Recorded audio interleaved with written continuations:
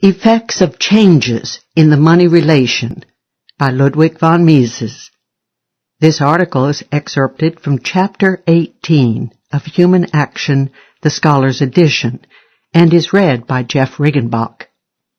Like every change in the market data, changes in the money relation can possibly influence the rate of originary interest. According to the inflationist view of history, inflation by and large tends to increase the earnings of the entrepreneurs.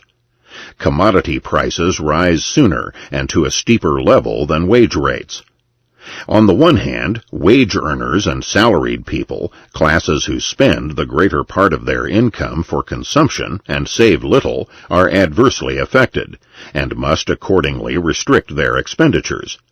On the other hand, the proprietary strata of the population, whose propensity to save a considerable part of their income is much greater, are favored. They do not increase their consumption in proportion, but also increase their savings. Thus, in the community as a whole, there arises a tendency toward an intensified accumulation of new capital. Additional investment is the corollary of the restriction of consumption imposed upon that part of the population which consumes the much greater part of the annual produce of the economic system. This forced saving lowers the rate of originary interest. It accelerates the pace of economic progress and the improvement in technological methods. It is important to realize that such forced saving can originate from an inflationary movement, and actually often did so originate in the past. In dealing with the effects of changes in the money relation upon the height of interest rates, one must not neglect the fact that such changes can, under certain circumstances, really alter the rate of originary interest. But several other facts must be taken into account, too. First, one must realize that forced saving can result from inflation, but need not necessarily. It depends on the particular data of each instance of inflation, whether or not the rise in wage rates lags behind the rise in commodity prices.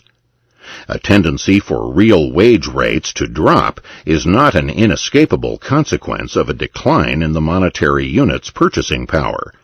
It could happen that nominal wage rates rise more than or sooner than commodity prices. Furthermore, it is necessary to remember that the greater propensity of the wealthier classes to save and to accumulate capital is merely a psychological and not a praxeological fact. It could happen that these people to whom the inflationary movement conveys additional proceeds do not save and invest their boon, but employ it for an increase in their consumption. It is impossible to predict with the apodictic definiteness which characterizes all theorems of economics in what way those profiting from the inflation will act. History can tell us what happened in the past, but it cannot assert that it must happen in the future. It would be a serious blunder to neglect the fact that inflation also generates forces which tend toward capital consumption. One of its consequences is that it falsifies economic calculation and accounting. It produces the phenomenon of imaginary or apparent profits.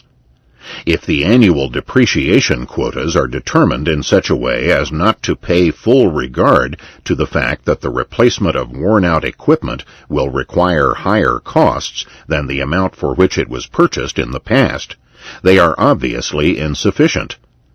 If, in selling inventories and products, the whole difference between the price spent for their acquisition and the price realized in the sale is entered in the books as a surplus, the error is the same.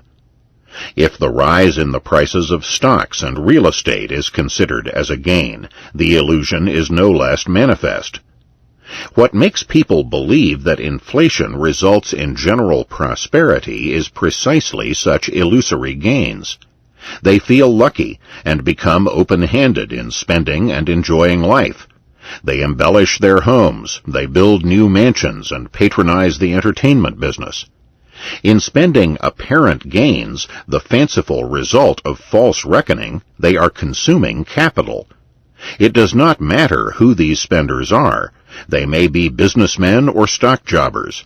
They may be wage earners whose demand for higher pay is satisfied by the easygoing employers who think that they are getting richer from day to day.